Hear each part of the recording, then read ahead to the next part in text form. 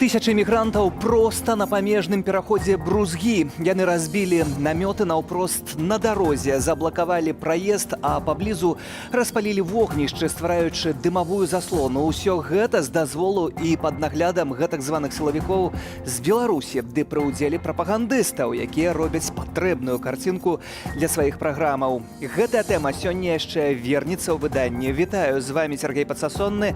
А ўжо цяпер нашыя журналісткі. Год за кратамі Кацярына Андрэева і Дар'я Чульцова.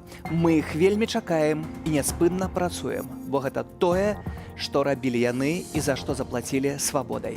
Летась дзеўчын затрымалі пасля стрыму, які яны вялі з плошчы Перамен, дзе сабраліся людзі, каб ушанаваць памяць забітага Рамана Бандарэнкі. Таксама людзі выходзілі з пратэстам супраць. Вітаю гледачоў Белсату. Мы знаходзімся на плошчы Перамен у Менску, дзе проста цяпер сабраліся усе гэтыя сотні людзей для мемарыялу загінуламу 31гадоваму Раману Бандарэнку. Гэтак пачынаўся той самы стрым 15 лістапада летась з акцыі памяці забітага лукашыстамі Мінчука Рамана Бандарэнкі. З месца падзеяў працавалі нашыя каляжанкі, журналістка Кацярына Андрэева і аператарка Дар'я Чульцова. Сувязь паміж Менскам і Варшавай, адкуль Белсат вёў жывы эфір, увесь час перарывалася. Рэдактар стрыму Юрася Высоцкі згадвае, што з заглушылак у той дзень у беларускай сталіцы нават стацыянарны інтэрнэт ледзьве дыхаў. А таму, каб не абцяжарваць трафік, рэдактар камунікаваў з Кацяй і Дашай праз тэлефон. Мы размаўлялі толькі па працы, то бок мы не абмяркоўвалі там ні пачуцці, ні што там з вами адбываецца, ні які ў вас стан, нічога такога не было. То бок вельмі працоўныя былі моманты такія. Выходзім у эфір, што у вас там сувязю, што адбываецца. То бок я не аналізаваў псіхічны стан дзяўчыны. Але Катя мне у нашай апошняй размове сказала, што гэта самая трышовая праца, якую ты мне падкінуў. На пачатку Каця і Даша працавалі непасрэдна на плошчы Перамен, аднак пазней перамясціліся ў кватэру аднаго з найбліжэйшых дамоў, каб працягнуць трансляцыю. Пры гэтым нашыя надзвычай смелыя каляжанкі захоўвалі спакой нават тады, калі сілавікі высачылі іх ды пачалі свяціць у іх бок ліхтарамі, а потым каля вокнаў пачалі кружляць дроны. Час ад часу мы былі вымушаныя класціся на падлогу, бо сюды свяцілі сваім святлом нейкім пражэктарам, які на зброі прымацаваны. Я нават не ведаю, я ў гэтым не разбіраюся, у гэтай зброі, але свяцілі проста сюды і запускалі неаднаразова дрон. Трывожныя звесткі паступаюць з плошчы Пераменаў. Ёсць паведамленне, што сілавікі шукаюць журналістаў, якія вялі трансляцыі на 16-х паверхах, на 17-х, на высокіх паверхах. Там таксама людзей спрабуюць выбіць дзверы. І ўвесь гэты час Каця і Даша працягвалі працаваць. Мы хваляваліся, хіба, можа, і больш за іх, бо мы, седзячы ў гэтым бяспечным месцы ў студыі ў Варшаве, нічым ім не маглі дапамагчы. І гэта было, хіба што, самае страшнае, што можна перажыць у жывым эфіры, калі ты адчуваеш, што ламаюць дзверы і тваіх людзей, тваіх сябровак, каляжанак затрымліваюць, а ты ім нічым не можаш дапамагчы. Непасрэдна перад затрыманнем, калі спецназаўцы ўжо ламалі дзверы, Каця і Даша трымаліся за рукі. Пра гэта пазней, ужо ў турме, Каця распавяла свайму мужу, Ігару Ільяшу. У часе ж стрыму Ігар, як і ўсе мы, а нічога пра лёс дзяўчат не ведаў. Сувязь з імі адсутнічала. Цяпер з ёй няма сувязі. Я ведаю, што, наколькі я ведаю, яна з'ехала, паспела з'ехаць за плошчы Пераменаў, але потым на сувязь не выходила, магчыма, просто разрадзіўся телефон, а магчыма, конечно, яе і маглі затрымаць. Ужо ў міліцэйскім пастарунку, куды даставілі журналістак, Каці зрабілася блага. Яна адчула рэзкі боль у галаве, ванітавала, а затым і наагул страціла прытомнасць. У лякарні, куды журналістку даставілі з канвоем, ёй прапісалі пасцельны рэжым з абавязковым візітам да неўролага. Аднак замест гэтага лукашысты завезлі Кацярыну назад у пастарунак, а потым у ізалятар. У адной камеры з Дашай Чульцовай знаходзілася таксама затрыманая на плошчы пераменаў актывістка краіны для жыцця і сябра ініцыятыўнай групы Святланы Ціханаўскай Вольга Паўлава. Пазней Вольга неаднаразова перасякалася ў зняволенні то з Кацяй, то з Дашай і прыгадвае, што дзяўчаты трымаліся вельмі цвёрда і больш пераймаліся адна за одну, чым за сябе. Они очень радовались тому, что они успели снять все до конца, что вот, значит, такие настоящие журналистки свой долг они выполнили, что вот они успели, что вот только вот закончили стрим и потом их взяли. Першы вырак за працу на стрыме з плошчы пераменаў для Кацярыны Андрэевай і Дар'і Чульцовай быў па 7 сотняў арышту. Паводле яго на волю нашай каляжанкі меліся выйсці яшчэ 22 лістапада летась. Валер Руселік, Белсат.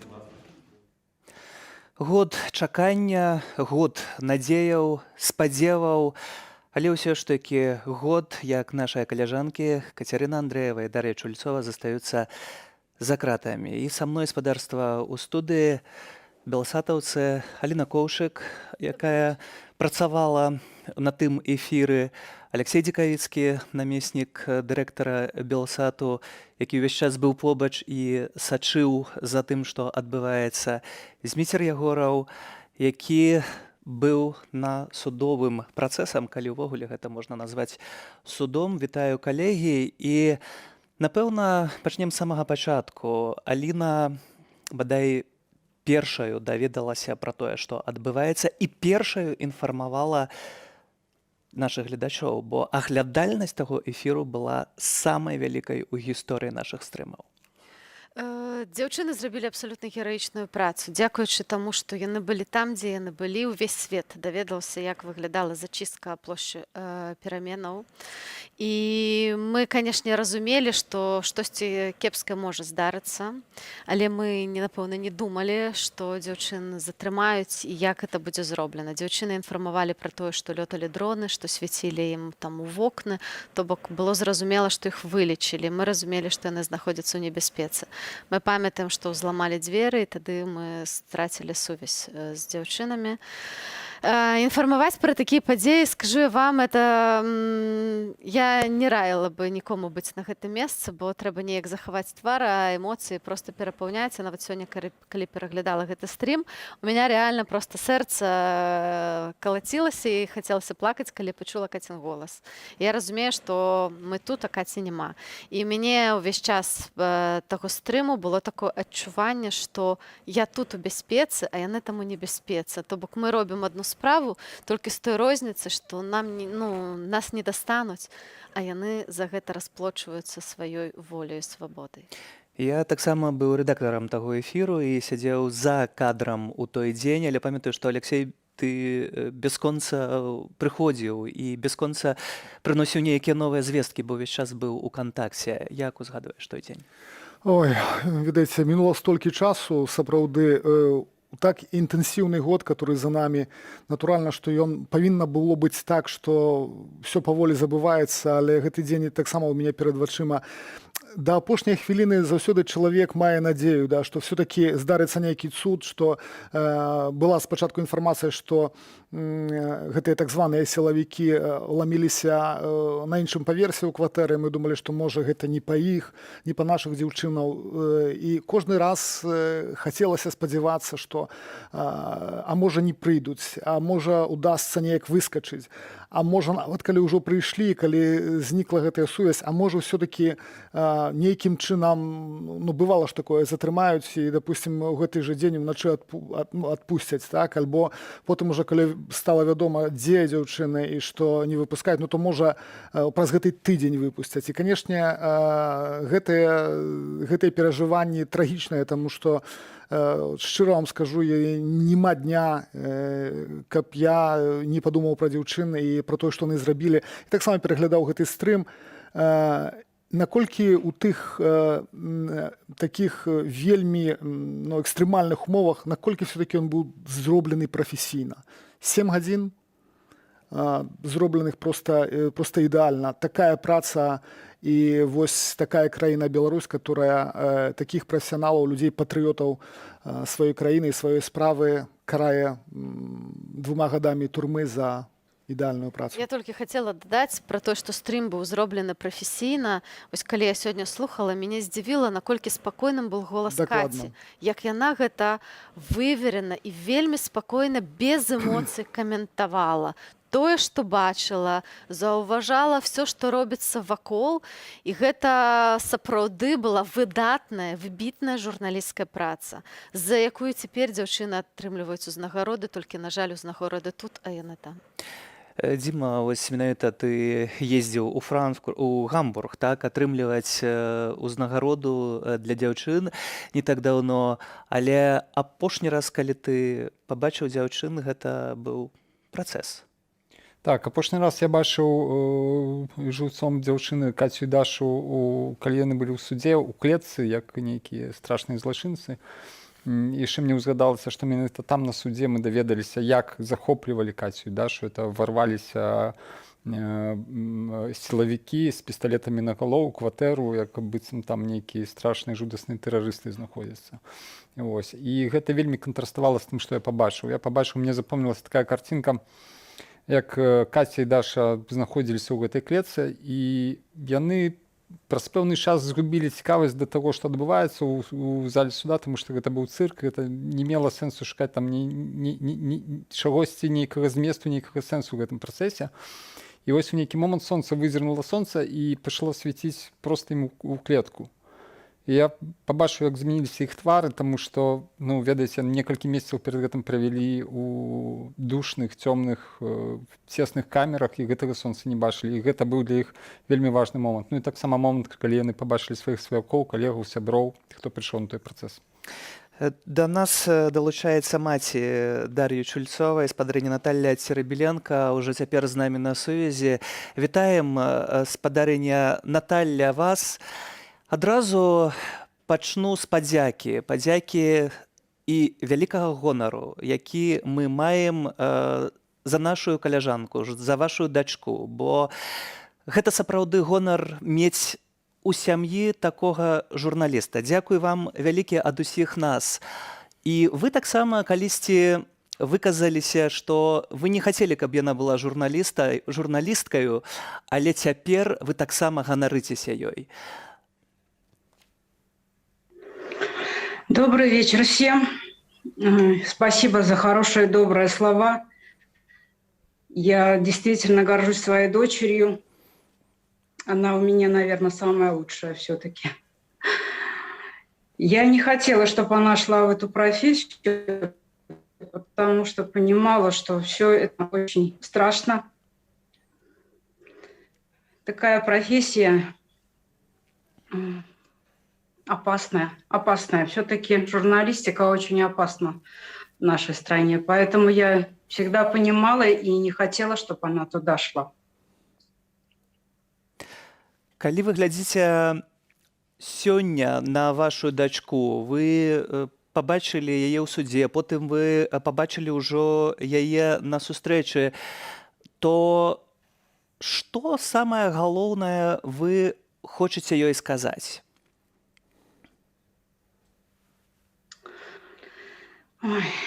Я видела ее 26 октября на длительном свидании, и я все, что хотела ей сказать, я ей сказала там, что она вообще большая молодец. И я очень удивлена ее поведением.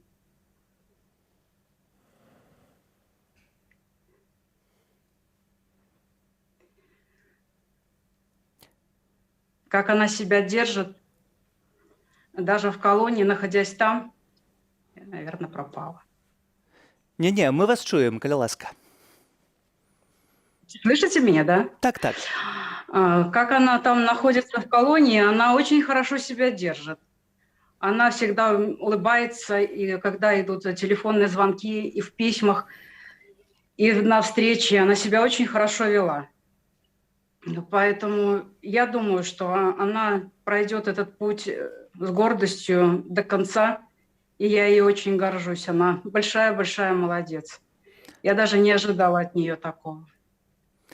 Мы таксама вельмі ганарымся, а за лёс нашых зняволеных журналістак Кацярыны Андрэевай і Дар'і Чульцовай пераймаюцца не толькі на радзіме, але і за мяжой.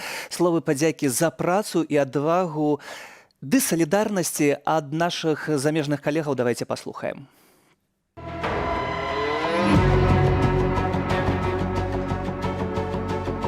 Очень сложно в этой ситуации все время говорить какие-то слова такие подбадривающие. Вы там держитесь и так далее. Но вы на самом деле, девчонки, держитесь. Потому что вы сейчас делаете в том числе историю своей страны. И я очень надеюсь, что это смутное, ужасное время и у вас, и у нас закончится. И просто я вам шлю лучи поддержки, любви от всех нас. И я надеюсь, что мы увидимся скоро все где-то, когда все это закончится на свободе. Если мы все их коллеги, как мы, если мы все их зрители, как десятки, сотни тысяч людей, которые смотрели их репортажи и включения, будем как можно чаще об этом помнить и говорить. И на этом настаивать. На любом уровне, где мы можем. На кухне, в редакции, в парламенте, на встрече с президентом или на встрече с товарищем. Только таким образом мы приблизим тот момент, когда и Катерина Андреева, и Дарья Чульцова, и другие сотни и тысячи безвинно осужденных в Беларуси выйдут на свободу.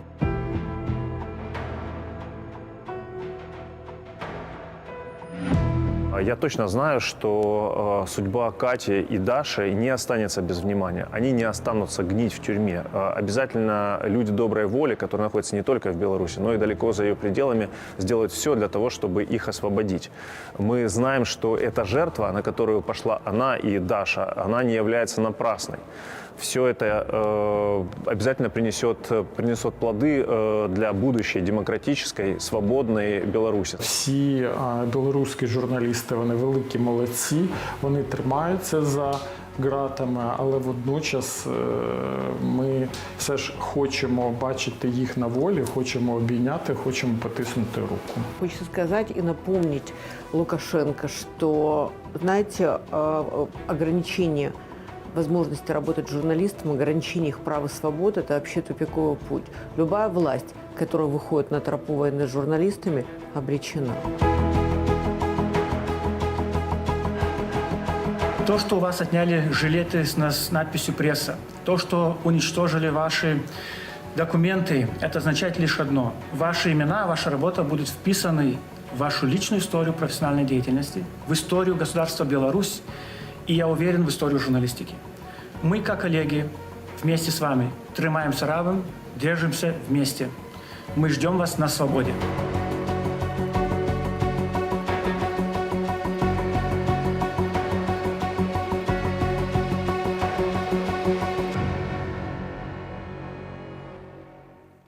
А мы вяртаемся ў студыю. З намі ўсё ж на сувязі маці Дар'і Чульцовай, спадарыня Наталья Церабеленко. Спадарыня Наталья, вось калі вы чуеце гэтыя словы падтрымання з розных краінаў, калі вы бачыце гэтыя ўзнагароды, вядома, што нагода не самая найлепшая, што дзяўчыны заплацілі за гэта ўсё свабодай, але ўсё ж такі ёсць і, напэўна, пачуцце гонару за дачку, як вы кажаце.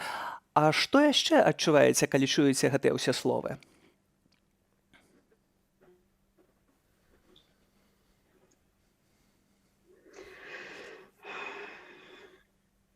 Я даже не знаю. Ну, я горжусь своим ребенком. Я хочу, чтобы все это быстрее закончилось, и она приехала домой. Я думаю, что она не бросит свое любимое дело, когда это все закончится, потому что она так долго к этому шла, стремилась быть журналистом. Я люблю и горжусь ею. Это мой ребенок.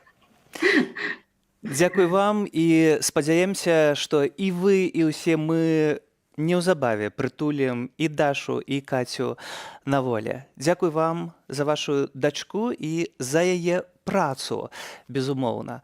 Шкада, што гэта адбываецца такім коштам. Спадарыня Наталья Церабіленка, маці Дар'і Чульцовай з намі была на сувязі. Спадарыня Наталья, трымайцеся. Ой, уже выключили. Але, напэўна, мы можам сказаць. Спадарыня Наталья, трымайцеся. Мы ўсім сэрцам з вами, мы пішам вам, мы з вами сябруем у сацыяльных сетках. Вельмі файна, што спадарыня Наталья завела Facebook, можна ёй напісаць, падтрымаць таксама, але абавязкова таксама заклікаем, пішыце лісты нашым дзяўчынам. Рэчу, спадарыня Натальі нават напісана на Фейсбуку, там, дзе пішаш, хто ты, напісана, я дачка журналісткі, мама журналісткі Дар'і Чульцовай. І так спадарыня Наталья ганарыцца сваёй дачкой, гэта вельмі ўзрушальна, цяжка было, но не ўзрушыцца, слухаючы гэтыя словы ад яе. Дзіма, штосьці таксама? Ну, слухай, ну што тут дадаць? Таксама я маю гонар і Дашу ведаю асабіста, і да мамы ездзіў, таксама ў гасцях быў. Ну што, мы ўсе чакаем дзяўчат. Я таксама заахвочваю спадарства пісаць лісты, там ёсць адрас, таксама прашу рэалізатараў паказаць яго, напэўна, спадарства пабачыце на экране, гэта гомельская калонія, пішыце абавязкова да нашых дзеўчын. Гэта ім вельмі і вельмі патрэбна. Таксама гэты дзень год таму стаў умоўнай рысай, якую перайшоў рэжым у пагоні за знішчэннем спадарства вольнага слова ў краіне, але ўсё ж такі, нягледзячы на ўсе гэтыя спробы і перашкоды, беларускія незалежныя журналісты працягваюць сваю працу і, канешне ж, чакаюць нашых каляжанак на волі.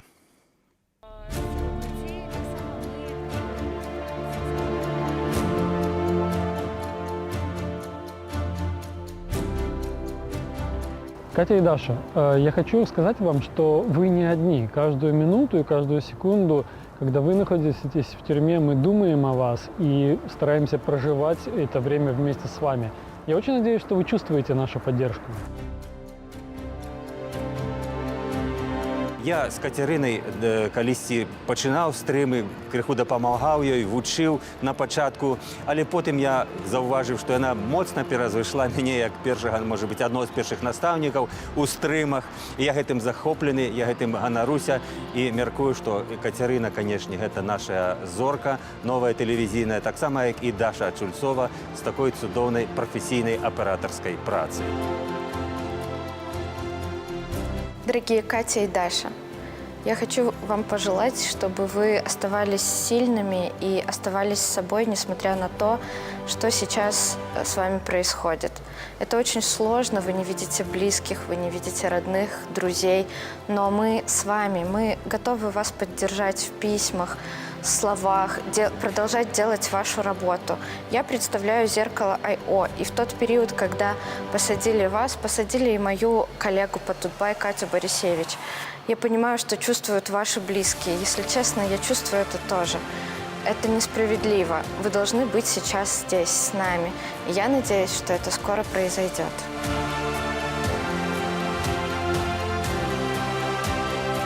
Даша и Катя, трымайцеся, калі ласка. Вы мужныя людзі, мы вами ганарымся.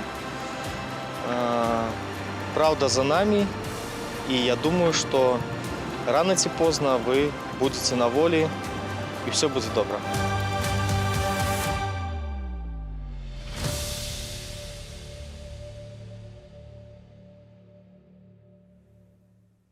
Словы падтрымання, а таксама і словы пра праблемы ўсёй беларускай журналістыкі, бо, па сутнасці, яна не існуе адкрыта сёння. Так? І гэта тое, пра што мы кажам, бо таксама за кратамі і іншыя нашыя калегі, якія не так доўга, але ўсё ж такі таксама там, у гэтым пекле.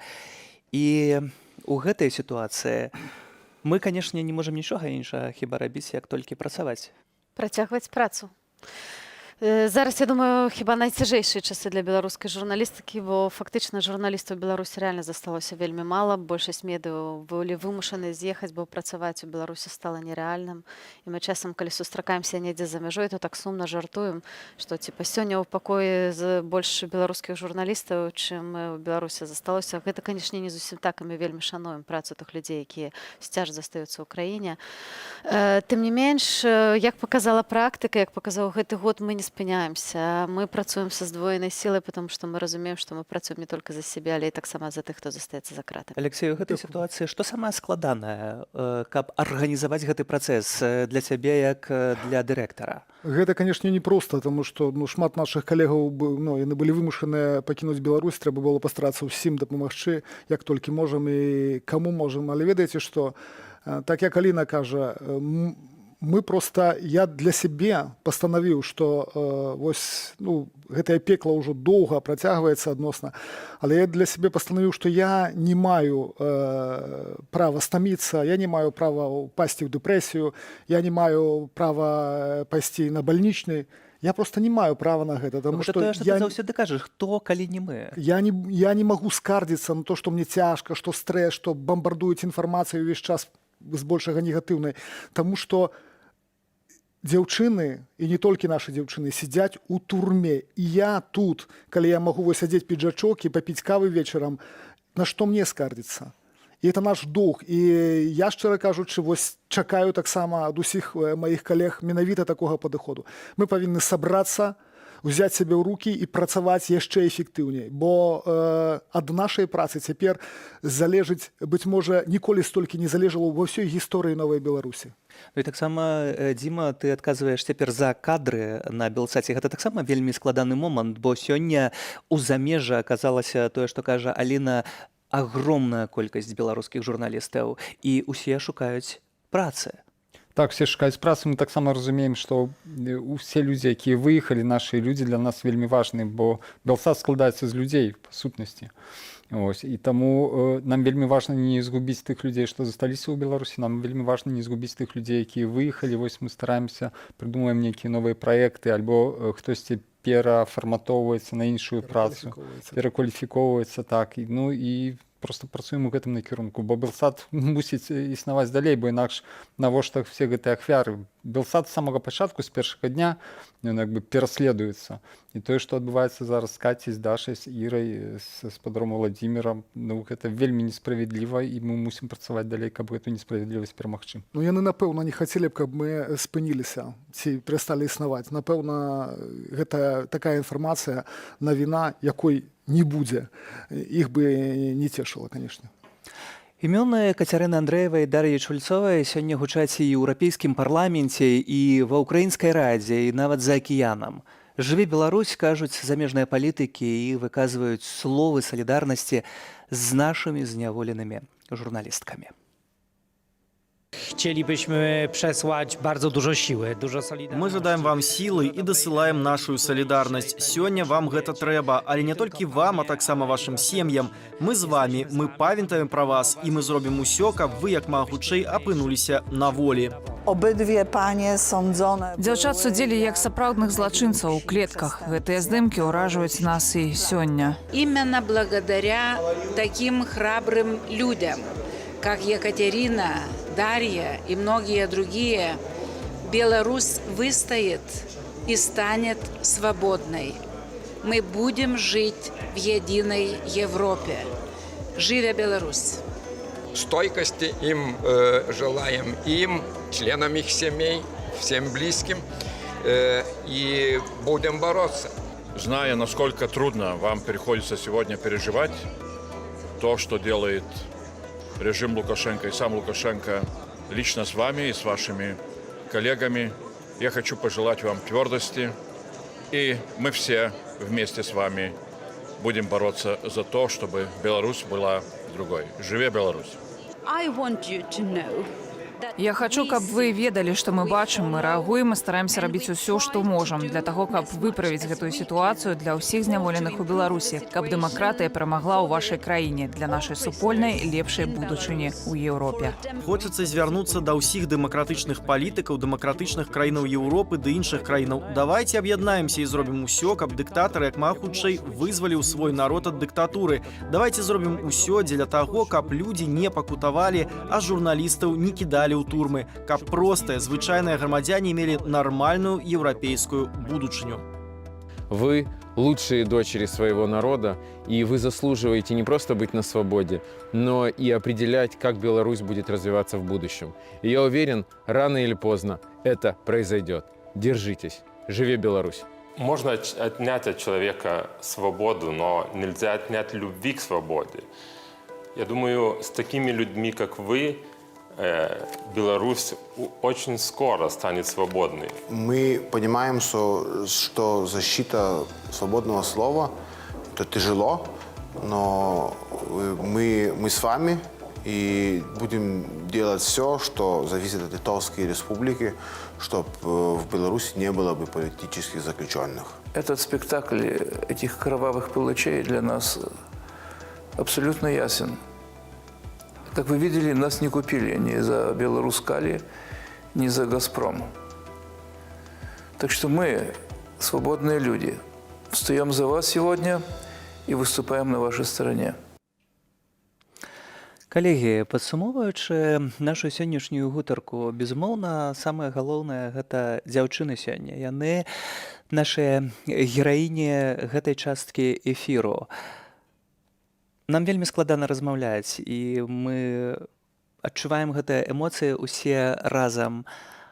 Але што б мы, кожны з нас, хацеў ім сёння сказаць? Бо, напэўна, гэтыя словы перакажуць тым ці іншым шляхам. Дзяўчыны, вы гераіні нашага часу. Вы прыклад таго, якімі незломнымі могуць быць беларусы і беларускі. Вы прыклад таго, як варта змагацца за сваю годнасць. Годнасць – гэта неад'емная частка змагання за свабоду і за нашу будучыню. Трымайцеся, а мы тут на волі будзем рабіць усё, каб вы выйшлі як найхутчэй. Ведаеце, я увесь час вельмі так нецярпліва чакаю звестак пра тое, як вы трымаецеся ў турме. А ні разу не было такой информации практично ни разу не было информации про то, что вы скардитесь, про то, что вы зламаныя, что вы в отчаі. А вы ж яшчэ вельмі маладыя людзі. Вы практычна, вот Даша, это у ўзросце майго сына. Я не уяўляю цяпер, чтоб мой сын сидзеў у турме. Як бы ён себе паводзіў. А вы сидите там, и вы не зламаныя. Это просто вартае найвышэйшага захаплення і павагі. Я просто вам хочу пакланіцца. Ну, Катя и Даша, я хотел бы сказать вам тое, что я часто узгадываю, як Алексей казал, нема дня, каб не узгадывал про вас, про то, дзе вы знаходзіце, не думал про вас. Але таксама я часто узгадываю наши сустрэчы, іх не было вельмі шмат, асабліва з Дашай мы бачыліся радзей, з Кацей трошку часцей, але усе тыя сустрэчы гэта цёплыя ўспаміны. Я ганаруся, што я працаваў з вамі і буду працаваць далей. Я вельмі рады тое, што мае лісты да вас прабіваюцца. Не ведаю, колькі з іх дайшло, але ведаю, што дакладна, што штосьці дайшло, бо вы давалі пра гэта ведаць, праз сваякоў, праз адвакатаў. Я хіба адна з самых найвялікішых радасцяў у гэтым годзе ў мяне было гэта ліст ад Дашы, які я атрымаў. І я б хацеў перадаць проста чакаем вас, запрашаю на каву, запрашаю на размову, запрашаю згадаць, як мы працавалі разам і будаваць планы на далейшую працу.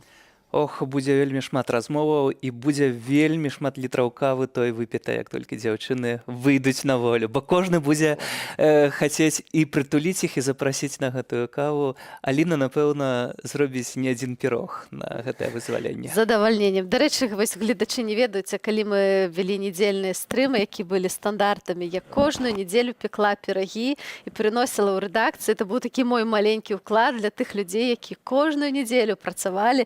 І гэта трывала, вось пакуль все нашы гэты стрымы нядзельныя ішлі ранішнія. Я стала з раніцы, пекла пірагі і з вялікім задавальненнем зраблю што-небудзь супер-спешал для Каці і Дашы. Чакаем вызвалення. Дзякуй, калегі, за гэтую гутарку.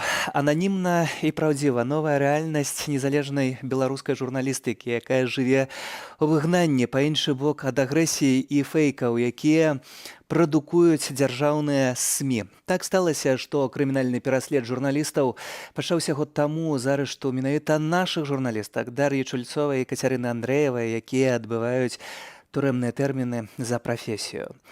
На дадзены момант за кратамі застаюцца 29 беларускіх прадстаўнікоў розных медыа. Схаваныя твары, змененыя галасы, псеўданімы. Белсат удзячны сваім ананімным крыніцам за тэкставую фота і відэаінфармацыю, якую атрымлівае рэдакцыя. Рэпартаж Каці і Дашы. У гадавіну затрымання і зняволення нашых журналістак Дар'і Чульцовай і Кацярыны Андрэевай даем слова нашым крыніцам. Рэпартаж Каці і Дашы з плошчы пераменаў доказ непакіснасці гэтых журналістак у выкананні сваёй працы. Ён і цяпер натхняе мяне актыўна падтрымліваць суайчыннікаў адсюль з Масквы. Сёння кожны можа выконваць ролю журналіста, калі мае тэлефон і інтэрнэт. Народ Беларусі ў большасці выбраў мірны шлях да зменаў, таму нашая зброя на інфармацыйным фронце гэта слова, праўда ды салідарнасць. Такая дапамога, як паветра, патрэбная некалькім дзясяткам незалежных медыяў, якія цягам апошняга года былі вымушаныя эміграваць, каб не трапіць пад крымінальны пераслед. У іх ліку найстарэйшае выданне краіны «Наша Ніва», а таксама партал «Тутбай», які штомесяц наведвалі больш за 3,3 мільёна унікальных карыстальнікаў. Частка аўтараў ананімна развіваюць праект «Зеркало.io». Хотелось хоть как-то попытаться защитить своих авторов и семьи, которые, возможно, остаются у кого-то в Беларуси, чтобы не было никакого давления. Поэтому все люди находятся за пределами Беларуси и не подписывают свои статьи, к сожалению. На гэты момант 11 з 29 журналістаў, якія застаюцца ў няволі, тутбаеўцы. Курс на крымінальны пераслед палітычны рэжым узяў год таму ў гэты дзень, схапіўшы журналістак Белсату, якія праз шыбіну адной з кватэраў вялі стрым зачысткі на плошчы пераменаў мемарыялу пратэстоўцу Раману Бандарэнку. Кацярына і Дар'я паказалі ўсяму свету слезатечны газ, гранаты і як сотні сілавікоў у чорным збіваюць і выкрадаюць мірных людзей. У гадавіну гэтых падзеяў чарговыя 15 сотняў за дробнае хуліганства прысудзілі незалежнай журналістцы Ірыне Слаўнікавай. Першыя 15 яна адбыла за захоўванне на Фейсбуку нібыта экстрэмісцкіх матэрыялаў. А напярэдадні рэжым занёс у спіс экстрэмісцкіх фармаванняў інтэрнэт-рэсурсы Белсату і зарэгістраванае на радзіме агенцтва «Белапан». Мэта прызнаваць медыа экстрэмізмам у тым, каб найперш людзі не падпісваліся і не чыталі, не дзяліліся інфармацыяй. Цяпер атрымліваецца, калі ты супрацоўнічаеш з Белсатам ці з інфармацыйным агенцтвам «Белапан», а я думаю, гэта толькі пачатак, ты становішся чальцом экстрэмісцкага фарміравання. Для журналіста гэта пагроза зняволеннем на тэрмін ад 3 до 7 гадоў. Артыкул 361, частка 1. Стварэнне экстрэмісцкага фармавання ці удзел у ім. Па сутнасці, забарона на прафесію. Падпісантам медыа ў губазік пагражае адказнасцю ў індывідуальным парадку. На ахопе каналаў Белсату ў сацыяльных сетках новая сітуацыя адбілася нязначна. Паводле медыаэксперта Паўліка Быкоўскага, праз гэтыя працэсы ўзмацнілася прапаганда і контрпрапаганда. І ў дзяржаўных медыях ёсць журналісты, якія працуюць в нармальных умовах, як нармальныя медыі мусяць працаваць, але на палітычнай тэматыцы зараз гэта там немагчыма. Калі казаць пра недзяржаўныя медыа, то тут ёсць тыя, хто працуюць па прынцыпах незалежнай журналістыкі, навіннай журналістыкі, адказнай журналістыкі, а ёсць тыя, хто прайшоў на барыкадную журналістыку. Медыаэксперт дадае, што гэтак адбывалася і ў іншых краінах, якія праходзілі праз палітычнае супрацьстаянне аўтарытарным рэжымам. Сегодня собрались лучшие представители подразделения ОМОН. Далейшае ж знішчэнне медыяў давядзе да яшчэ глыбейшага пагружэння краіны на дно беззаконня. Юлія Цяльпук, Белсат. І цяпер, спадарства, да іншых тэмаў сённяшняга дня. Былы кіраўнік Сымбалбая, а таксама адзін з заснавальнікаў арт-сядзібы Павел Белаус знаходзіцца на Акрэсціна. Яго падманам выклікалі ў міліцыю, адкуль ужо не выпусцілі, а звезлі ў ізалятар. Нават невядомая фармальная прычына гэтага затрымання. Павел Белаус, бізнесовец і грамадскі дзеяч, былы ўладальнік культавай крамы з нацыянальнай сімволікай Сымбалбай. Ён адзін з заснавальнікаў арт-сядзібы, творчай прасторы, асноўнай мэтай якой было прасоўванне беларускай мовы і культуры сярод моладзі. У 2018 годзе менавіта Павел Белаус быў адным з арганізатараў шырокамаштабнага святкавання стагоддзя Беларускай Народнай Рэспублікі. І таксама сёння, спадарства, пачаўся працэс над прадстаўнікамі анархісцкага руху на лаве падсудных Ігар Аліневіч, Дмітрый Дубоўскі, Сергей Раманаў і Дмітрый Разановіч. Працэс адразу зрабіўся закрытым, а з намі на сувязі маці падсуднага Ігара Аліневіча, спадарыня Валянціна Аліневіч. Вітаю вас. Добрый дзень. Спадарыня Валянціна, як вы пабачылі сёння гэты судны дзень, як ён выглядаў? Ну, конечно, несколько все волновались, и я в том числе. Но вот такое вот депрессивное состояние через 15-20 минут сменилось как раз таким бодрым состоянием духа, потому что, во-первых, увидели своих детей, а во-вторых, увидели, что они не сломленные. И это нам придало тоже какой-то бодрости духа. Хотя все для нас заседание длилось всего лишь где-то, наверное, 15-20 минут. Суд объявил, значит, судья объявил, что, или прокурор, я уже точно не помню, что сделать, прокурор, значит, кто присутствует на суде, значит, назвал фамилии 3 потерпевших и сказал, что из-за того, чтобы не разглашать фамилии потерпевших, предложил сделать суд закрытым. Ну, адвокаты выступили против, сказали, что в Уголовном кодексе нет таких причин для закрытия судебного заседания. А фамилии потерпевших и так уже, ну, прокурор или судья объявил.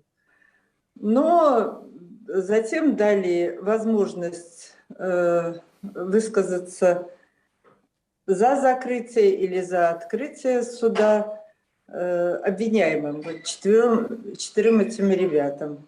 И они сказали, что они считают, что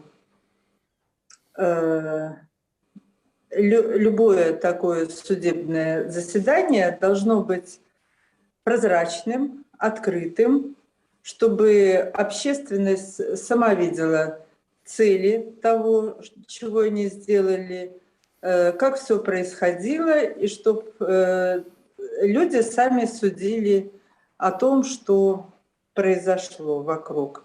Ну, а Дима Резанович еще сказал, что я всегда выступал за честные выборы, и в данной ситуации считаю, что общество само должно решать такие вот вопросы. Ну и объявили заседание закрытым. То бок Посвящался судья. Ніхто не хоча, Я каб не пачулі тое, што будуць казаць абвінавачаныя, ніхто не хоча пачуць праўды. Вы таксама напісалі пост пра жахлівыя падрабязнасці на Фейсбуку затрымання хлопцаў, бо гэта рабілі памежнікі. І пры гэтым гэта затрыманне, звяртаю увагу, так, не рабілі нейкі там амап, як мы прызвычаіліся, ці губазік, менавіта памежная служба, якая проста катавала хлопцаў. Ну, что касается, допустим, Игоря и всех остальных, я не могу знать подробностей, потому что нам не дали ни одного свидания, и адвокатов тоже не пускают. Ну и плюс еще даже перед судом адвокатов не пустили к ним. Поэтому, ну и кроме того, адвокаты находятся под подпиской. Поэтому я не знаю подробностей задержания всех остальных, но в некоторых письмах того же Димы Дубовского проскальзывали такие предложения, как мы думали, что мы не доедем до Минска, и нас утопят в Припяти. А Сергей Романов, которому дали возможность пообщаться с матерью в Гомеле, он вот ей именно такие подробности рассказал. То, что когда их задержали, их по одному допрашивали именно пограничники, и в комнате, где допрашивали Сергея Романова, значит, пограничник пустил газ слезоточивый из баллончика и начал его избивать. И когда уже ему самому, ну, он не смог дышать, этот пограничник, он вышел из комнаты, оставив одного Сергея на полу. И Сергей после этого, потому что он там достал из рюкзака перочинный ножик, он перерезал себе руки. И когда пограничник вернулся, то он увидел, ну, вся комната была забрызгана кровью. Ой, у меня прямо аж сердце заболело. Вот. Ну, это то, что я услышала сегодня от родителей Сергея Романова, то, что он рассказал сам. Жахливая... Что касается остальных, то пока я, ну, ничего не знаю. Ну и кроме того, он показал руки, которые, значит, уже больше года, как их задержали, но их на цепях везли, и плюс еще к наручникам подвесили гири. И вот эти запястья очень долго не заживали. Абсолютно Примерно жахлівая падрабязнасць. Мы будзем сачыць, безумоўна, за гэтым працэсам. Дзякуй вам за гэтую размову. Спадарыня Валентина Оленевич, маці Ну падсуднага вот, вы Игоря знаете, я по Оленевича. поводу вот этих событий сейчас на польско-белорусской границе смотрела, и я всегда думала, что, ну, пограничники — это некое элитное такое подразделение, которое не позволит себе каких-то таких вещей, которые, ну, не делают чести для военных. Ну вот, оказывается, так. Памежнікі таксама, як мы можам назіраць сёння за тым, што адбываецца на мяжы, забыліся многія пра гэтую годнасць. Дзякуй вам, трымайцеся, калі ласка. Менскі гарадскі суд і чарговы працэс над палізняволенай маці 5 дзяцей Вольгай Залатар. Жанчына пад вартай ужо 8 месяцаў. Паводле адваката, Вольгу збівалі на допытах. Вінавацяць у стварэнні экстрэмісцкага фармавання, дзеяннях, якія груба парушаюць грамадскі парадак, пасобніцтва ў арганізацыі такіх дзеянняў. Ні па адным з артыкулаў Вольга Залатар віны не прызнала. Ёй пагражае да 7 гадоў зняволення.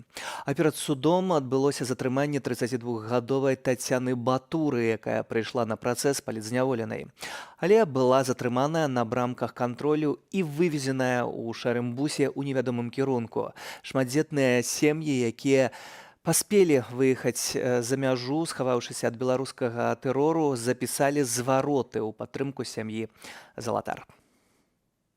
Дзякуй Богу, сёння мы з нашими непаўнагадовымі дзецьмі разам. Дзякуй Богу, мы ў бяспецы. Вольга Залатар 8 месяцаў знаходзіцца за кратамі.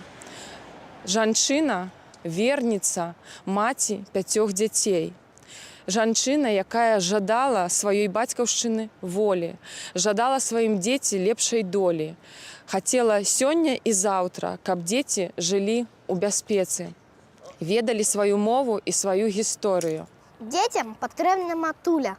Вольга, мы хутка сустрэнемся з вами на воле.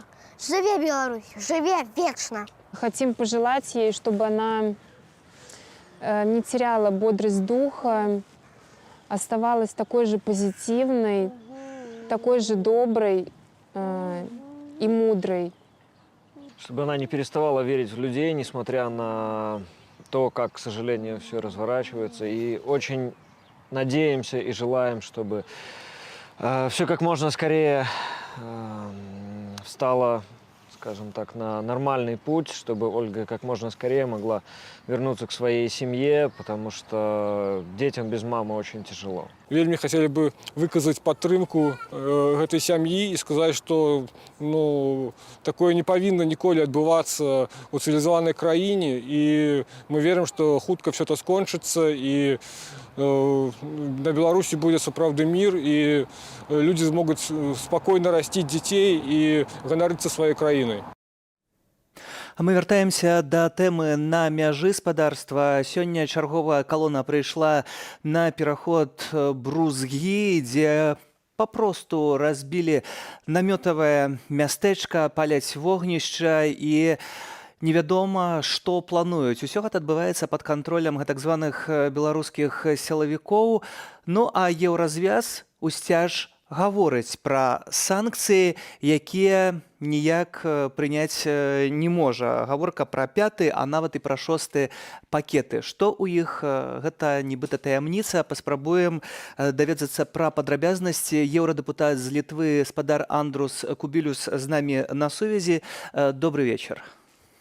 Добрый вечер. Скажите, сегодня Евросоюз расширил юридические возможности санкций. Разговор идет о 5-6 пакетах даже. Но как-то слабовато Брюссель показывает свою решительность.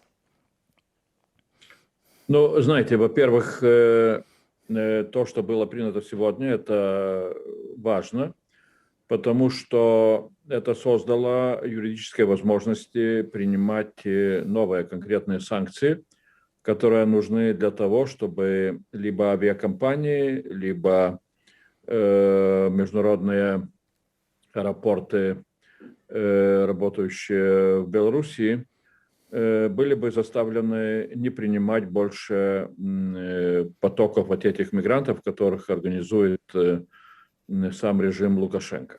То есть создан юридическая основа для таких шагов, а сейчас будут делаться эти конкретные шаги.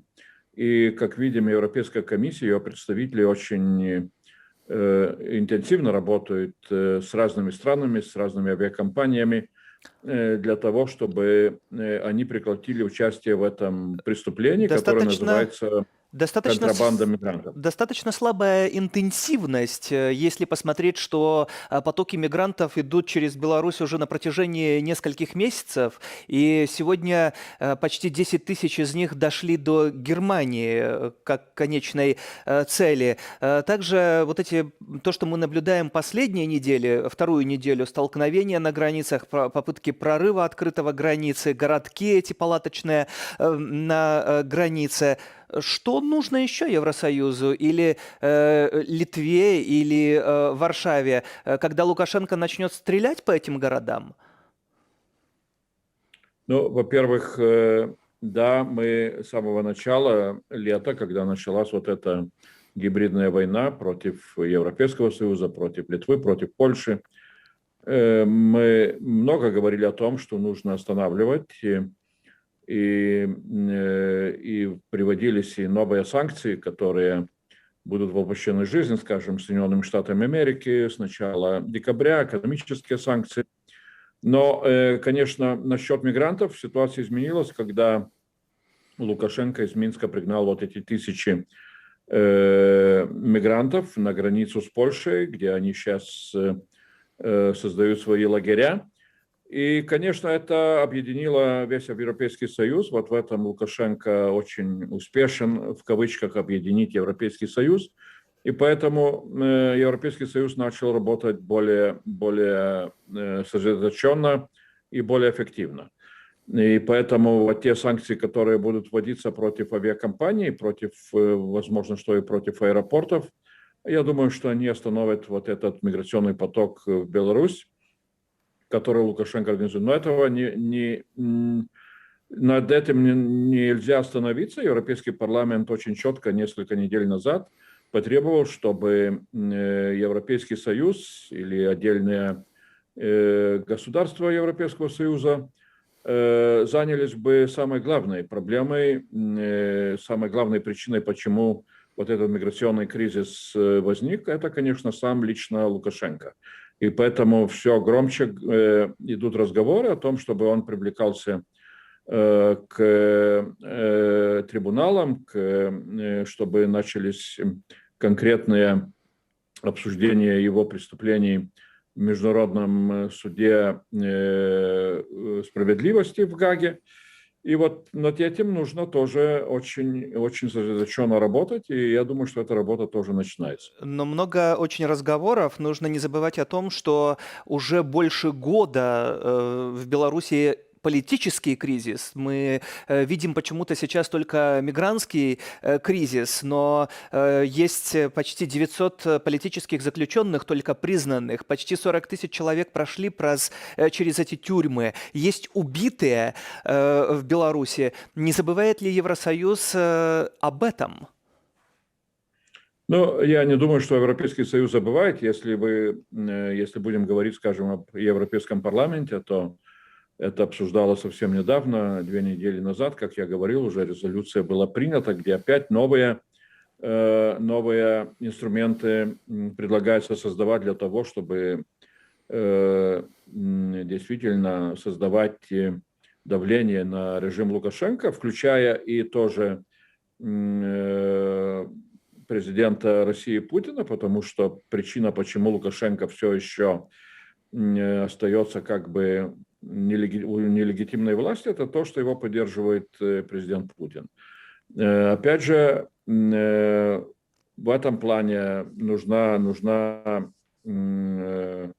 такая последовательная работа, об этом много говорим, и вот президент Соединенных Штатов Америки Байден организует как раз первый съезд демократии и мира. Я думаю, что там тоже вопросы будут подниматься, как демократии могут бороться с такими авторитарными режимами, как мы видим Лукашенко. И, конечно, здесь каких-то таких очень четких инструментов до нынешнего времени у демократии не было, но об этом нужно начать очень сильно дискутировать и такие инструменты подготавливать. Тем более, что Александр Лукашенко, вероятно, понимает только язык силы, как мы можем убедиться в последнее время. Спасибо вам.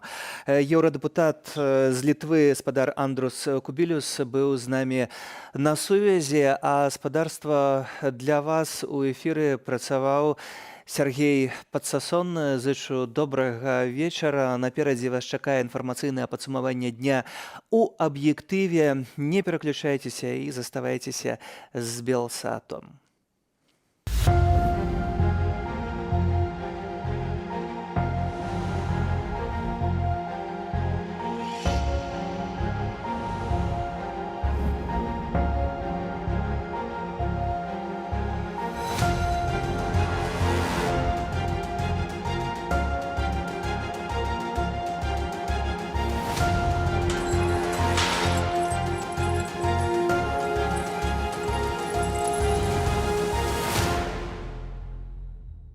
Ніякі тэрор не спыніць развіццё і прагрэс. Мы ўсё роўна пераможам.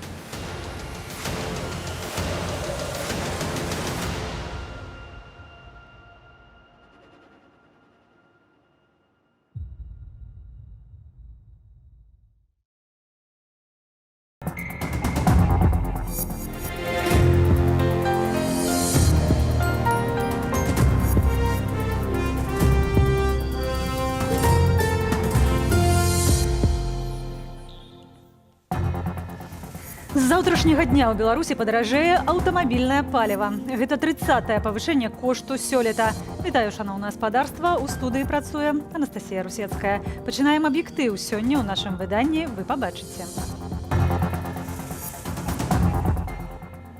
Супрацьстаянне на беларуска-польскай мяжы. Вы не выключаеце рызыку ўзброенай эскалацыі? Пакуль што мы пра гэта не казалі, пакуль што. А ў цэлым ёсць такая рызыка? Маці за кратамі, 5 дзяцей у чаканні. Мы вельмі хацелі бы выказаць падтрымку гэтай сям'і і сказаць, што такое не павінна ніколі адбывацца ў цывілізаванай краіне. Судовы канвеер ламае жыцці. Схаваць праўду. Кацярына Андрэева и Дар'я Чульцова год у зняволенні. Они очень радовались тому, что они успели снять все до конца, что вот, значит, такие настоящие журналистки. На мяжы зноў неспакойна. Некалькі тысяч мігрантаў пакінулі стыхійны лагер і перамясціліся на памежны пераход Брузгі-Кузніца. Польшча рыхтуецца да новага сілавога прарыву, але заяўляе, што не прапусціць мігрантаў. А еўрапейскія палітыкі ў замяшанні ад новага вітка міграцыйнага крызісу. Працягне Антон Каменскі. Лагер, у якім мігранты жылі тыдзень з моманту першай сілавой спробы прарыву мяжы, апусцеў. Цяпер каля 3500 асобаў разбілі новы лагер і рыхтуюцца начаваць на памежным пераходзе Брузгі-Кузніца. Варшава чакае новай спробы прарыву. Мы разлічваем, што будзе спроба сілавога фарсіравання мяжы. На гэты момант туды накіраваны ўсе нашыя сілы, якія мы маглі туды накіраваць. Гэта памежнікі, нам дапамагаюць салдаты і паліцыя. Яшчэ учора, здавалася, канфлікт набліжаўся да разрадкі. Сёння еўрапейскія палітыкі паціскаюць плячыма. Вы не выключаеце рызыку ўзброенай эскалацыі? Пакуль што мы пра гэта не казалі, пакуль што. А ў цэлым ёсць такая рызыка? Ставаўся гаворка ідзе да кампрамісу. Але сёння, што адбывалася на мяжы, кажа, што кампрамісу пакуль не бачна, наадварот ідзе абастрэнне. Мінулай ноччу польскія памежнікі зафіксавалі чарговую спробу прарыву на іншым участку мяжы. А польскае міністэрства абароны напярэдадні апублікавала відэа са стрэламі на беларускім баку. Сёння польскія памежнікі заклікалі беларускіх калегаў задумацца і дазволіць мігрантам вярнуцца дадому.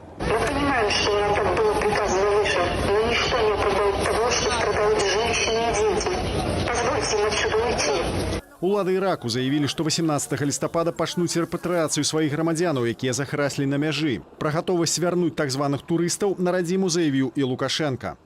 Мы все делаем для того, чтобы этот лагерь не существовал, чтобы желающие попали в Евросоюз. Пакуль жа польская паліцыя паведамляе, што беларускія сілавікі сочаць, каб мігранты на памежным пераходзе не маглі прайсці ў глыб Беларусі. Антон Каменскі, Белсат. Дадаць у санкцыйныя спісы чыноўнікаў, датычных да нелегальнай міграцыі, а таксама стварыць юрыдычныя падставы для ўвядзення санкцыяў супраць небеларускіх кампаніяў. З гэтай мэтай у Брусэле сабраліся міністры замежных справаў краінаў Аб'яднанай Еўропы. Ці дапамогуць яны спыніць плынь мігрантаў праз Беларусь у краіны еўразвязу, высвятляў Александр Папко. Санкцыяў пакуль не прынялі, але дараваць Лукашэнку крызіс на мяжы еўразвяз не мае намеру. Міністры замежных справаў краінаў еўразвязу сабраліся, каб вызначыць, якім чынам дапамагчы заблакаваным на мяжы людзям і як пашырыць санкцыі супраць тых, хто іх туды прывёз. Нам трэба зрабіць аэрапорт Менску беспалётную зоною, прынамсі на нейкі час. Мы мусім пераканацца, што там не прызямляюцца самалёты, якія могуць даставіць людзей, што маюць намер незаконна перасекчы мяжу. Яны не павінны прызямляцца ні ў Менску, ні ў якім-небудзь іншым беларускім аэрапорце. Другое пытанне, якое мы хочам абмеркаваць, гэта даць тым людзям, якія цяпер у Беларусі, магчымасць бяспечна вярнуцца дадому. Узгодненыя з Вялікай Брытаніяй і ЗША санкцыі еўразвяз можа абвесціць у пачатку снежня, паведамляе агентства Bloomberg. Сёння міністры ўзгаднілі між сабою чорныя спісы і новыя прававыя падставы, якія дазволяць уводзіць санкцыі супраць небеларускіх кампаніяў. Еўрапейскі Саюз не можа увесці санкцыі супраць сірыйскай авіакампаніі за парушэнне правоў чалавека ў Беларусі. Зараз трэба увесці новую падставу, гэта гуманітарны крызіс, міграцыйнае пытанне, якое выкарыстоўваецца як інструмент даўлення на еўрапейскі звяз. Напярэдадні кіраўнік еўрапейскай дыпламатыі Жозеп Бурэль паразмаўляў праз тэлефон з Уладзімірам Макеем. Ён заклікаў Менск даць заблакаваным на мяжы людзям гуманітарную дапамогу і папярэдзіў пра санкцыі супраць авіякампаніяў. Мы вядзем перамовы з краінамі паходжання мігрантаў і транзітнымі краінамі. Мой калега Маргарытыс Схінас, віцэ-прэзідэнт Еўрапейскай камісіі, цяпер у Багдадзе. Падаецца, прыток мігрантаў у Беларусь нам удалося ўзяць пад кантроль. Супраць каго канкрэтна ўвядуць санкцыі, пакуль невядома. Паводле Жозепа Бурэля, у спісе прэтэндэнтаў Белавія, турагенцтвы і 30 беларускіх чыноўнікаў. Канкрэтна гэтыя санкцыі захадаў развязу, яны накіраваныя на тое, каб тая схема з міграцыйным потокам, з кантрабандай мігрантаў, каб яна была разарваная. Польскі прэм'ер заявіў, што калі Лукашенко не перастане штурмаваць мяжу, еўразвяз будзе ўзмацняць санкцыі ажно да закрыцця мяжы. Это транспортные услуги. В прошлом году они были более 3 миллиардов, сейчас они еще, вероятнее всего, вырастут процентов на 20 в связи с, как сказать, ростом внешнего спроса. То есть, я думаю, что реалистично от трети до половины вот этой суммы, да, то есть по 1–1,5 миллиарда потери вполне могут быть. Папярэднія абмежавальныя захады Брусэль увёў супраць Менску ў траўні і чэрвені. У адказ на прымусовую пасадку Менску самалёта Ryanair еўразвяз забараніў даваць крэдыты беларускім дзяржбанкам, набываць беларускае паліва, цыгарэты і некаторыя віды калійных угнаенняў. Беларускім авіакампаніям забаранілі лётаць у еўразвяз. Колькі ж згубіў Менск? В пределах 1–1,5 миллиарда почти наверняка. Вот. Есть очень разные оценки насчет, каков это будет урон с точки зрения динамики экономического роста. Вот. Но сами власти в действительности рисуют картину, например, в прогнозе социально-экономического развития на следующий год, они всерьез опасаются роста социальной напряженности. Тым часам прэзідэнты Літвы, Латвіі ды Эстоніі заклікалі Еўракамісію рэфармаваць міграцыйную палітыку еўразвязу і прыцягнуць рэжым у Менску, цытата, да адказнасці за гандаль людзьмі. Александр Попко, Белсат. У Беларусі няма абавязковага масачнага рэжыму, прышчэпленых не так і шмат. Аднак Міністэрства аховы здароўя сцвярджае, што ковід адступае. Паводле афіцыйнай статыстыкі змяншаецца і колькасць інфікаваных, і колькасць смерцяў. У той жа час ва ўсім астатнім свеце для непрышчэпленых уводзяць абмежаванні. Да прыкладу, у суседняй краіне дэпутаты Вярхоўнай Рады могуць трапіць у парламент толькі пры наяўнасці QR-коду.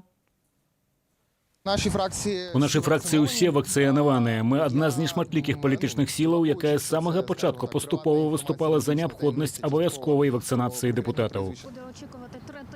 Дэпутаты, якія падтрымліваюць антыпрышчэпачныя погляды, могуць праходзіць у будынак парламенту з адмоўным тэстам, які павінны аплочваць самі. На сёння цалкам прышчэпленыя толькі 28% украінцаў. Локдаун для невакцынаваных увяла сёння Аўстрыя. Прынамсі 10 дзён аўстрыйцы без прышчэпкі мусяць заставацца ў дома. Выходзіць дазваляецца толькі на працу, ў краму, да лекара і на шпацыр. Італія таксама спрабуе заахвоціць людзей прышчапляцца. Гэтак дзеля паходу ў любое грамадскае месца, рэстаран ці спартовую залу неабходна зрабіць тэст на каронавірус. Ён каштуе 15 еўраў і дзее толькі 48 гадзінаў. У Нямецчыне гучаць прапановы ўвесці поўную забарону масавых імпрэзаў на каляды і Новы год. Сумная беларуская дынаміка. Праваабаронцы прызналі палітвязнямі яшчэ 19 чалавек. Усіх іх абвінавачваюць у арганізацыі масавых закалотаў. Цяпер у Беларусі 862 асобы за кратамі за палітычныя погляды.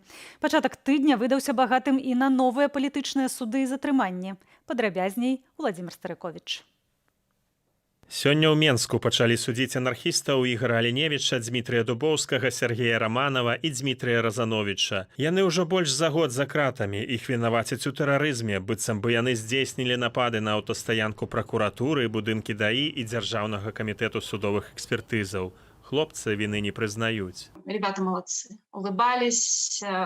Видно, что не сломлены. Это однозначно. Это чувствуется и по письмам моего брата. Это вся солидарность, слова поддержки. Они всегда звучали в течение этого года. Спасибо всем, кто следит за нами, за нашими героями. Дима Резанович, значит, на очередное замечание конвоиров, вот он сказал примерно следующее, что кого вы пугаете?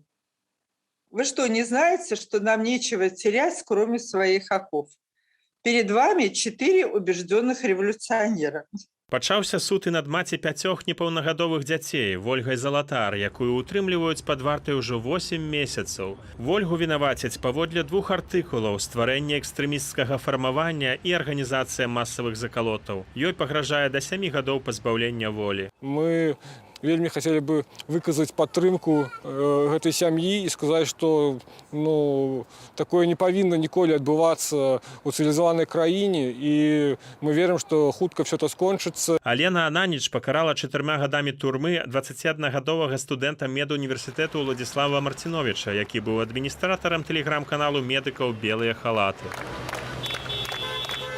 А ў судзе Берасцейскага раёну Кацярына Рамашка вынесла чарговыя прысуды ў так званай карагоднай справе, гэтым разам адразу 15 берасцейцам. Іх усіх прызналі вінаватымі ва ўдзеле ў дзеяннях, якія груба парушаюць грамадскі парадак. Выракі ад хатняй хіміі да 1,5 года калоніі. А следчы камітэт адрапартаваў аб завяршэнні расследавання крымінальнай справы супраць Эдуарда Пальчаса і перадачы яе ў суд. Блогера вінавацяць паводле 4 артыкулаў. Сёння ж зноў судзілі журналістку Ірыну Слаўнікову і ейнага мужа Александра Лойку. Вынік чарговыя 15 сотняў. Артыкул той жа самы, дробнае хуліганства. Персанаж у ролі суддзі той жа самы, Максім Трусевіч. Таксама цягам дня з'явілася інфармацыя пра затрыманне грамадскага дзеяча і бізнесоўца, былога дырэктара крамы «Сімбаль BY» Паўла Белавуса. Уладзімір Старыковіч, Белсад. Роўна год утрымліваюцца за кратамі нашыя каляжанкі Дар'я Чульцова і Кацярына Андрэева толькі за тое, што выконвалі свае прафесійныя абавязкі. Храналогія таго дня ў матэрыяле Валеры Руселіка. Мемарыяла таксама людзі выходзілі з пратэстам супраць. Вітаю гледачоў Белсату. Мы знаходзімся на плошчы перамен у Менску, дзе проста цяпер сабраліся усе гэтыя сотні людзей ля мемарыялу загінуламу 31-гадоваму Раману Бандарэнку. Гэтак пачынаўся той самы стрым 15 лістапада летась з акцыі памяці забітага лукашыстамі Мінчука Рамана Бандарэнкі. З месца падзеяў працавалі нашыя каляжанкі, журналістка Кацярына Андрэева і аператарка Дар'я Чульцова. Сувязь паміж Менскам і Варшавай, адкуль Белсат вёў жывы эфір, увесь час перарывалася. Рэдактар стрыму Юрася Высоцкі згадвае, што заглушылак у той дзень у беларускай сталіцы нават стацыянарны інтэрнэт ледзьве дыхаў. А таму, каб не абцяжарваць трафік, рэдактар камунікаваў з Кацяй і Дашай праз тэлефон. Мы размаўлялі толькі па працы, то бок мы не абмяркоўвалі там ні пачуцці, ні што там з вами адбываецца, ні які ў вас стан, нічога такога не было. То бок вельмі працоўныя былі моманты такія. Выходзім у эфір, што у вас там сувязю, што адбываецца. То бок я не аналізаваў псіхічны стан дзяўчыны. Але Катя мне у нашай апошняй размове сказала, што гэта самая трышовая праца, якую ты мне падкінуў. На пачатку Каця і Даша працавалі непасрэдна на плошчы перамен, аднак пазней перамясціліся ў кватэру аднаго з найбліжэйшых дамоў, каб працягнуць трансляцыю. Пры гэтым нашыя надзвычай смелыя каляжанкі захоўвалі спакой нават тады, калі сілавікі высачылі іх ды пачалі свяціць у іх бок ліхтарамі, а потым каля вокнаў пачалі кружляць дроны. Час ад часу мы былі вымушаныя класціся на падлогу, бо сюды свяцілі сваім святлом, нейкім пражэктарам, які на зброі прымацаваны. Я нават не ведаю, я ў гэтым не разбіраюся, в гэтай зброі, але свяцілі проста сюды і запускалі неаднаразова дрон. Трывожныя звесткі паступаюць з плошчы пераменаў. Ёсць паведамленне, што сілавікі шукаюць журналістаў, якія вялі трансляцыі на 16-х паверхах, на 17-х, на высокіх паверхах. Там таксама людзей спрабуюць выбіць дзверы. І ўвесь гэты час Катя і Даша працягвалі працаваць. Мы хваляваліся, хіба, можа, і больш за іх, бо мы, седзячы ў гэтым бяспечным месцы ў студыі ў Варшаве, нічым ім не маглі дапамагчы. І гэта было хіба што самае страшнае, што можна перажыць у жывым эфіры, калі ты адчуваеш, што ламаюць дзверы і тваіх людзей, тваіх сябровак, каляжанак затрымліваюць, а ты ім нічым не можаш дапамагчы. Непасрэдна перад затрыманнем, калі спецназаўцы ўжо ламалі дзверы, Катя і Даша трымаліся за рукі. Пра гэта пазней, ужо ў турме, Катя распавяла свайму мужу, Ігару Ілляшу. У часе ж стрыму Ігар, як і ўсе мы, а нічога пра лёс дзяўчат не ведаў. Сувязь з імі адсутнічала. Цяпер з ёй няма сувязі. Я ведаю, што, наколькі я ведаю, яна з'ехала, паспела з'ехаць за плошчы пераменаў, але потым на сувязь не выходила, магчыма, просто разрадзіўся телефон, а магчыма, конечно, яе і маглі затрымаць. Ужо ў міліцэйскім пастарунку, куды даставілі журналістак, Каці зрабілася блага. Яна адчула рэзкі боль у галаве, ванітавала, а затым і наагул страціла прытомнасць. У лякарні, куды журналістку даставілі з канвоем, ёй прапісалі пастельны рэжым з абавязковым візітам да неўролага. Аднак замест гэтага лукашысты завезлі Кацярыну назад у пастарунак, а потым у ізалятар. У адной камеры з Дашай Чульцовай знаходзілася таксама затрыманая на плошчы пераменаў актывістка краіны для жыцця і сябра ініцыятыўнай групы Святланы Ціханаўскай Вольга Паўлава. Пазней Вольга неаднаразова перасякалася ў зняволенні то з Кацяй, то з Дашай і прыгадвае, што дзяўчаты трымаліся вельмі цвёрда і больш пераймаліся адна за адну, чым за сябе. Они очень радовались тому, что они успели снять все до конца, что вот, значит, такие настоящие журналистки свой долг они выполнили, что вот они успели, что вот только вот закончили стрим и потом их взяли. Першы вырак за працу на стрыме з плошчы пераменаў для Кацярыны Андрэевай і Дар'і Чульцовай быў па 7 сотняў арышту. Паводле яго на волю нашай каляжанкі меліся выйсці яшчэ 22 лістапада летась. Валер Руселік, Белсат. Рэдкія спатканні пад пільным наглядам, прывітанні праз адвакатаў. Гэтак ужо год даводзіцца трымаць сувязь Кацярыне Андрэевай і Дар'і Чульцовай з блізкімі сябрамі ды ўсім навакольным светам. І ўсё ж яны знаходзяць у сабе сілы натхняць і падтрымліваць тых, хто на свабодзе. Пра што пішуць журналісткі Белсату ў сваіх лістах у матэрыяле Марылі Дакуцькі. Я все же стараюсь думать позитивно. Несмотря ни на что, я знаю, все будет хорошо. Журналісткі Кацярына Андрэева і Дар'я Чульцова год як застаюцца ў зняволенні за вядзенне стрыму з плошчы пераменаў. Она не согласна подавать на какие-то помилования, что она не признает свою вину, поэтому УДО ей не положено. Все равно комиссия ее не пропустит. Поэтому будем сражаться дальше. На помилование она не пишет. Сказала, я ни в чем не виновата. Поэтому, пока сидим. Дальше не знаю. Падтрымліваць сувязь з блізкімі сябрамі, атрымоўваць актуальныя навіны дзяўчаты могуць праз нячастыя сустрэчы з роднымі і адвакатамі, а таксама ліставанне. Першы ліст з гомельскай калоніі, яна якраз пісала пра тое, якія моцныя ўражанні ў яе былі ад таго, што яна ўпершыню за паўгады ўбачыла сонейка, ўбачыла проста неба, ўбачыла кветкі. Самым блізкім людзям Кацярына і Дар'я апісваюць свой побыт і тое, як призвычайваются до новых умоваў. Видела бы ты меня вчера, гордилась бы, как никогда, ха-ха. После ужина день стал очень насыщенным. Сначала убиралась в столовой, столы протирала, пол мыла, а потом еще и в коридоре помыла. Такой чистоплотности дома за мной не наблюдается. Ты же знаешь, у меня вечный бардак. Сябрам і знаёмым, у тым ліку па турэмных застенках, дзяўчаты дасылаюць словы падтрымання. Слова поддержки – это самое важное, наверное. И когда ты их пишешь отсюда, со свободы, это одно. А когда ты точно такое же получаешь в ответ, и тебя поддерживают, и говорят, что там не переживай, но у меня же химия, и когда мне Дашка пишет, там не переживай, там ты сможешь, у тебя все получится.